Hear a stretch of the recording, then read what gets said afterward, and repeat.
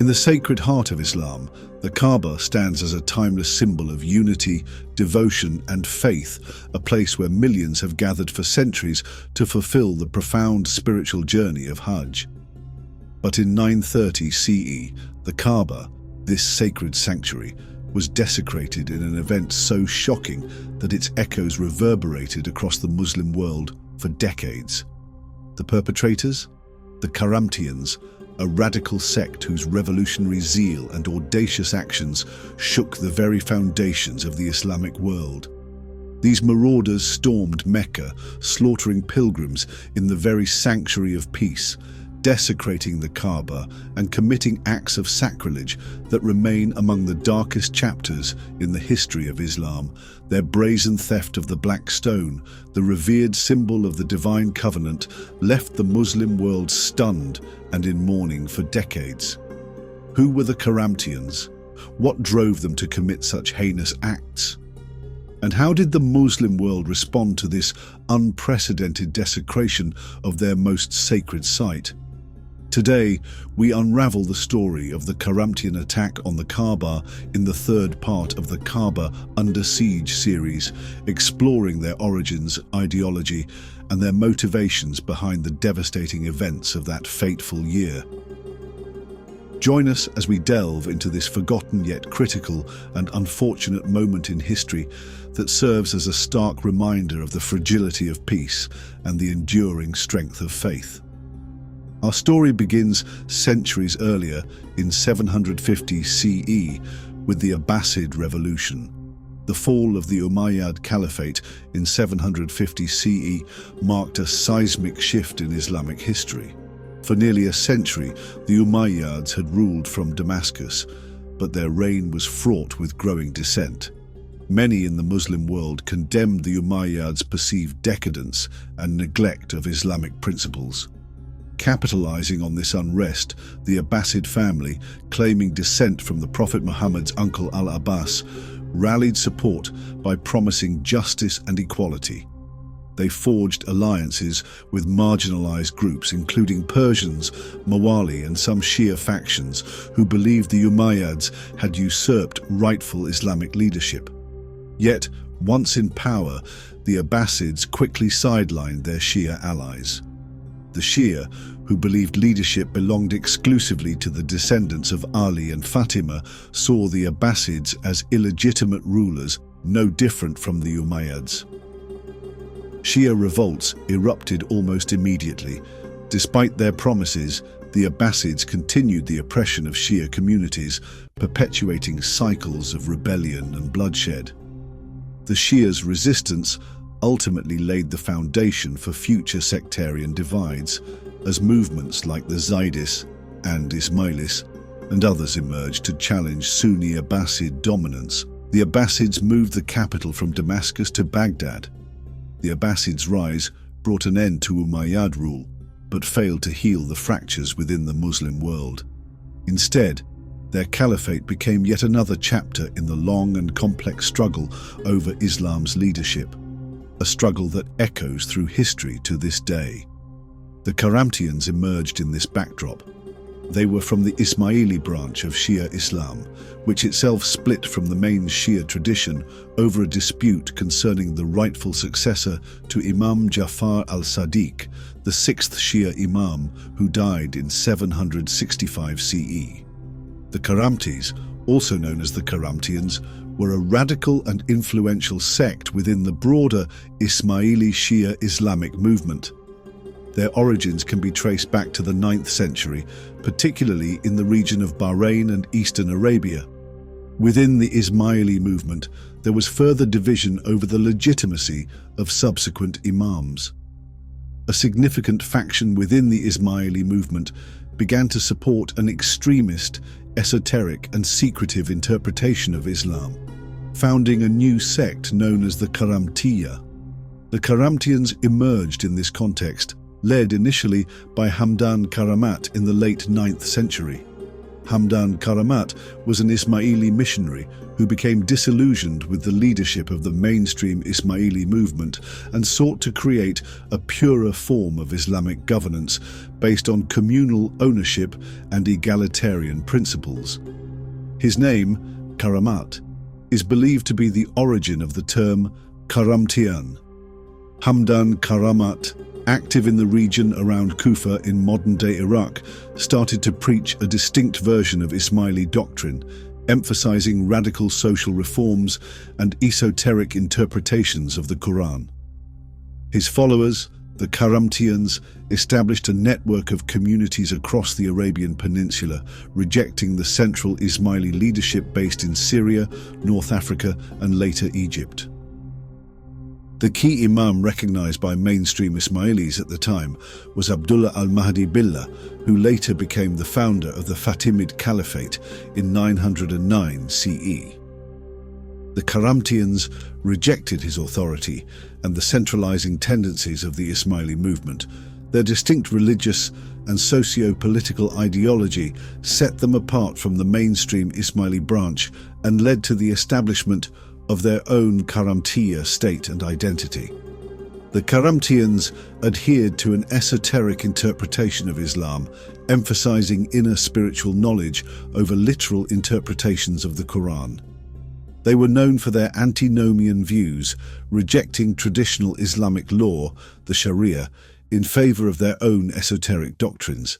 They dismissed key Sunni practices such as the 5 daily prayers, fasting in Ramadan, and the hajj pilgrimage, which they saw as pointless rituals. Qaramtian doctrine preached that all previously revealed religions, Judaism, Christianity, and Islam itself, and their scriptures were but veils. They imposed outer, or zahir, forms and rules that were meant to conceal the inner, or batin. They believed that the true religion was as it had been practiced in paradise. They also believed in the coming of the Mahdi, who would not only herald the end times, but would also reveal these esoteric truths, or haqa'iq, and release mankind from the outward strictures of religious law, that is, the Sharia. The Qaramtians promoted a secretive, esoteric interpretation of Islam that rejected Sunni principles. They believed in hidden meanings behind religious texts and rituals, which only their elite leaders could understand. They claimed that their version of Islam was superior and ridiculed Sunni Muslims for adhering to what they considered simplistic, exoteric interpretations. The Qaramtians did not revere the Prophet Muhammad in the same way as mainstream Muslims. Some sources suggest that they dismissed prophetic authority altogether, while others claim they considered their leaders to be divinely inspired figures who superseded traditional prophets. The Qaramtians reportedly held an antagonistic view of the Quran, dismissing its literal meaning and claiming to follow a secret, esoteric interpretation. They are reported to have recited verses from the Quran in a sarcastic and irreverent tone during their attacks on Sunni Muslim communities and sacred sites. This mockery was intended to ridicule the Sunni emphasis on the Quran as a divine and literal guide for human behavior. The Qaramtian esoteric interpretation of Islam included allegorical readings of the Quran.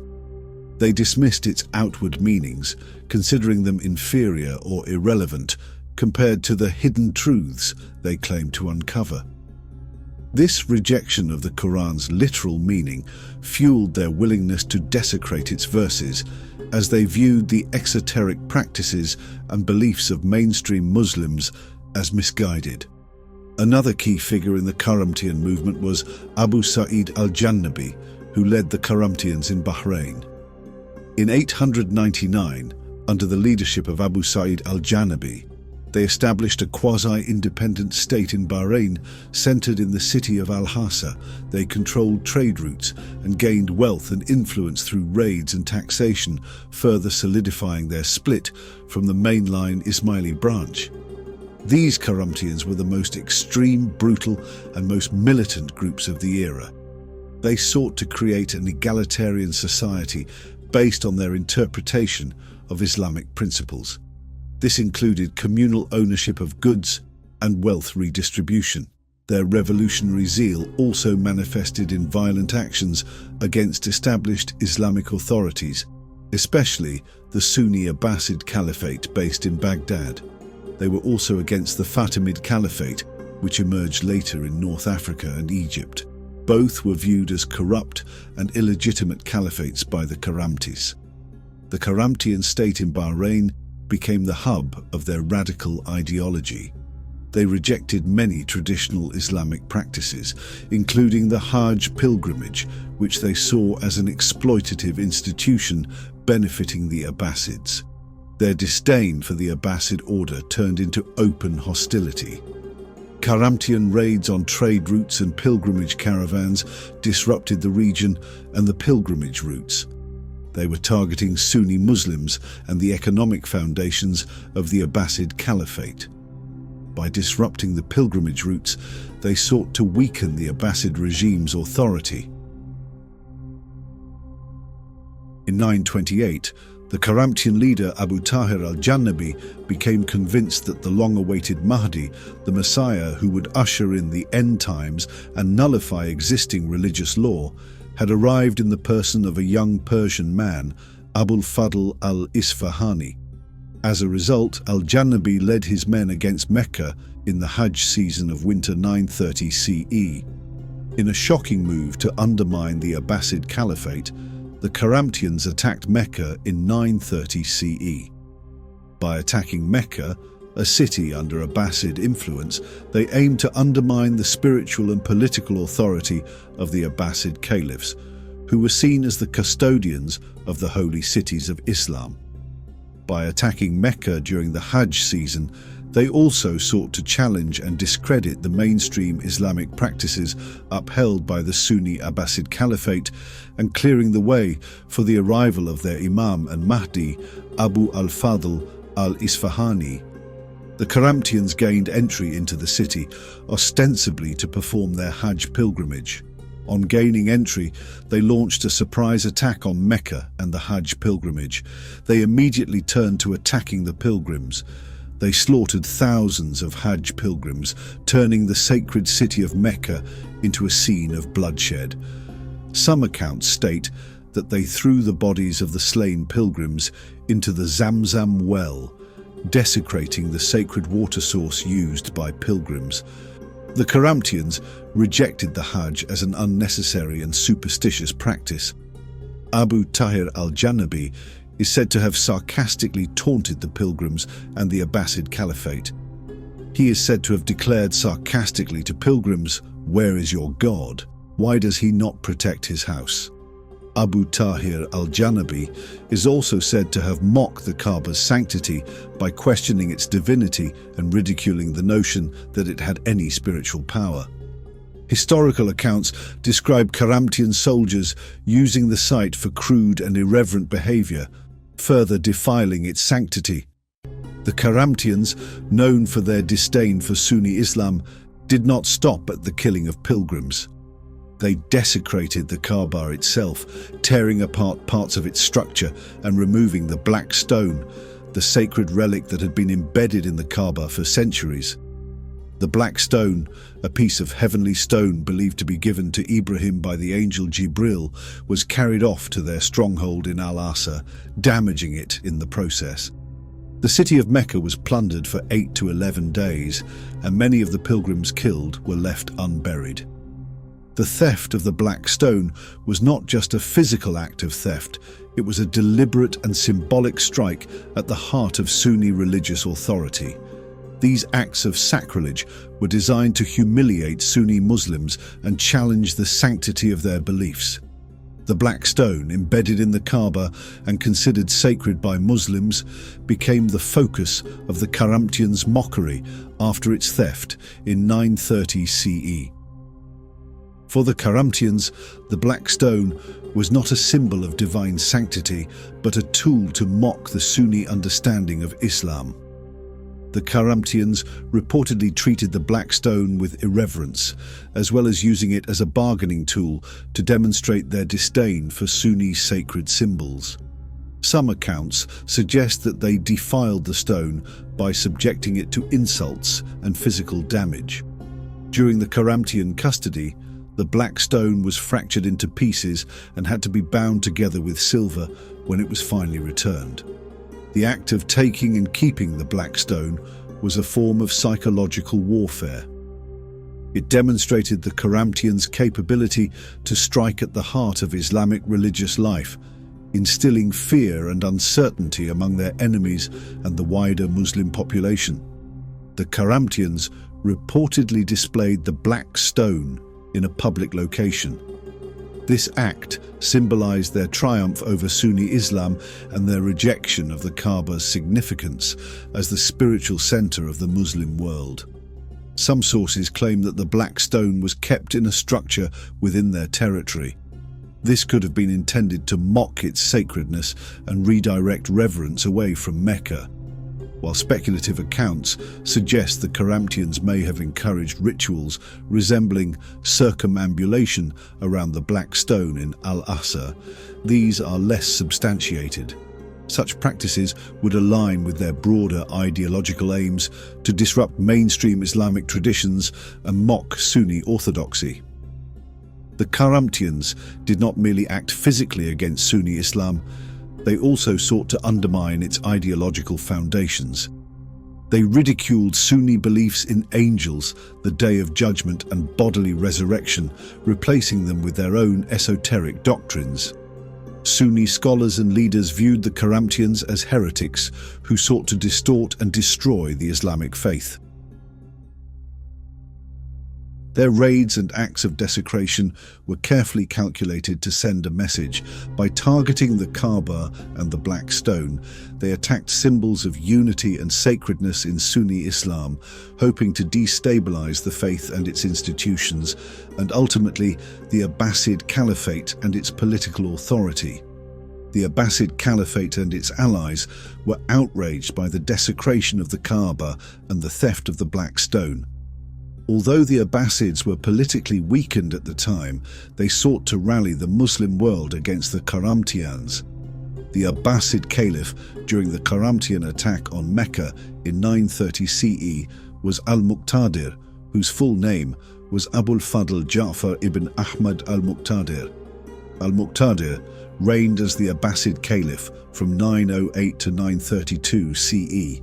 Al-Muqtadir became caliph at the young age of 13, and his long reign was marked by significant internal and external challenges.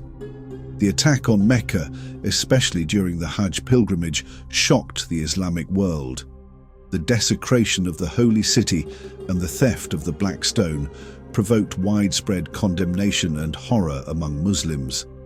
Al-Muqtadir, as the custodians of the holy cities, faced immense pressure to respond to the sacrilege. Religious leaders and scholars decried the Qaramtians' actions, calling for a strong response to restore the sanctity of Mecca and the Kaaba. During al-Muqtadir's reign, initial efforts were made to negotiate with the Qaramtians for the return of the Black Stone. These negotiations were complex and prolonged, reflecting the delicate nature of dealing with such a formidable and radical opponent. The Abbasids also sought to weaken the Qaramtian state through military means. Several military campaigns were launched against them.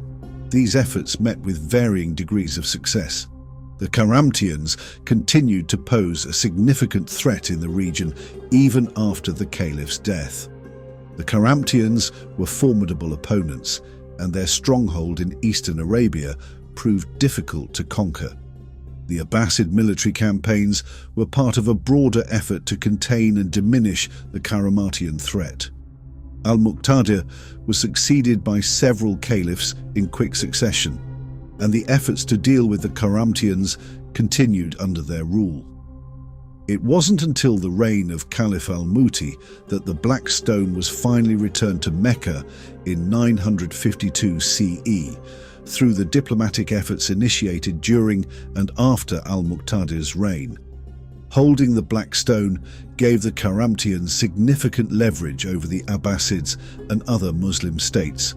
It was a powerful bargaining chip that could be used to extract concessions or ransom, which eventually happened when they returned the stone for a substantial ransom. Persistent diplomatic and military pressure, combined with widespread condemnation, forced the Qaramtians to reconsider their position. The Qaramtians' theft of the Black Stone and their desecration of Mecca alienated much of the Muslim world, including Shia communities. Even those who shared some ideological alignment with the Qaramtians were appalled by their actions. The Ismaili Fatimid Caliph also put pressure on Qaramtians to return the Black Stone. The prolonged possession of the Black Stone had isolated Qaramtians politically, making it harder to maintain their alliances and support. The Qaramtians demanded a ransom for the return of the Black Stone. The eventual payment of a substantial ransom by the Abbasids, or their allies, was a significant economic benefit, providing them with much-needed resources to support their state and military endeavors. The Qaramtians returned the Black Stone in 952 CE, after holding it for over 2 decades. The exact amount of the ransom is not clearly recorded, but it is widely believed that the payment was substantial enough to persuade the Qaramtians. Ultimately, the decision to return the Black Stone was likely a pragmatic one. The Qaramtians may have weighed the costs and benefits of retaining the Black Stone against the potential advantages of returning it, deciding that the latter served their interests better in the long run. The Abbasids used the attack and their subsequent efforts to restore the Kaaba as a means of propaganda to bolster their legitimacy. They portrayed themselves as the rightful and divinely sanctioned rulers who successfully defended the faith against heretical forces. The attack left a lasting scar on the Islamic world, highlighting the Qaramtians' radicalism and their willingness to challenge the most sacred Islamic institutions. The Qaramtian attack on Mecca is remembered as one of the most shocking and sacrilegious acts in Islamic history. It underscored the extreme measures the Qaramtians were willing to take to achieve their ideological and political goals. Their actions had a lasting impact on the perception of their movement and contributed to the eventual decline and assimilation of the Qaramtians into the broader Islamic world. The Fatimid Caliphate, which also claimed Ismaili roots, distanced itself from the Qaramtians and eventually opposed them. The Qaramtians lost their status as a significant Ismaili faction as the Fatimids established their own caliphate in North Africa and Egypt. Abu al-Fadl Isfahani was proclaimed by Abu Tahir al-Janabi as the Mahdi. Despite being elevated to the role of Mahdi, Abu al-Fadl Isfahani's behavior began to sow discord among the Qaramtians. Reports suggest that he acted in ways that were increasingly erratic, autocratic, and irreverent, even by Qaramtian standards. This caused friction within the movement, particularly among the followers and leaders who had initially supported his rise. When Abu al-Fadl's behavior became intolerable, Abu Tahir al-Janabi was forced to act. In a shocking turn of events, Abu Tahir ordered Abu al-Fadl's arrest and ultimately his execution. The Mahdi, who was meant to guide the faithful to salvation, was brought low by the very man who had raised him up. With his death, the Qaramtian dream of divine guidance crumbled. This marked a significant turning point for the Qaramtians, as it highlighted the failure of their messianic aspirations. Abu al-Fadl Isfahani's downfall weakened the Qaramtian claim to spiritual authority. His execution was an implicit admission of the limitations of their ideology. The Qaramtians experienced a quick rise and a quick fall as a significant political and religious force in the Islamic world. Throughout the 10th century, the Qaramtians faced increasing military pressure from the Abbasid Caliphate and its allies. Although they initially managed to repel several attacks, their power gradually waned due to continuous conflicts. By the late 10th and early 11th centuries, the Qaramtian territories were increasingly absorbed by neighboring powers, including the Abbasids, the Buyids, and the rising Seljuks. These powers eroded Qaramtian control over their regions. After the collapse of their state, the Qaramtians as a sect faded into obscurity. Many of their followers were absorbed into other Ismaili movements, particularly those aligned with the Fatimid Caliphate, which offered a more stable and centralized structure. Some Qaramtians returned to mainstream Twelver Shi'ism, or Sunni Islam, especially in regions where their revolutionary ideology lost its appeal after the fall of their state. By the 12th century, the Qaramtian sect had virtually disappeared as an organized movement. Today, the Black Stone, though still fragmented by the Qaramtian assault, continues to be revered as a sacred relic, and its history serves as a reminder of the challenges faced by the early Islamic community. The Qaramti radicalism serves as a cautionary tale of extremism. The Kaaba and its sacred traditions endured, emerging even stronger after this dark chapter. Black stone was finally returned to its rightful place, symbolizing resilience and the enduring sanctity of the Kaaba. But history would soon see another threat, one not from within the Muslim world, but from a figure in the Crusades who sought to disrupt the very lifeline of the Islamic faith. In the next episode of our Kaaba Under Siege series, we will uncover the story of Reynaud of Chatillon, a warlord, a pirate, and a man infamous for his brutality. Reynaud would launch terrifying raids against Muslim lands, striking at the very heart of Islam's holiest regions. We will look into his attempts to disrupt the Hajj pilgrimage and his audacious plans to invade Mecca and Medina and destroy the Kaaba. Join me in part 4 of Kaaba Under Siege as we uncover the dark ambitions of Reynaud of Chatillon and how Sultan Salahuddin Ayyubi, known as Saladin in the West, responded to this threat. Thank you for watching the Kaaba Under Siege series. If you found this episode insightful, don't forget to like and share it. Also, please subscribe to our channel. Hit the bell icon so you won't miss part 4 of this series. Let me know what you think in the comments section. Until next time, may peace and blessings be with you.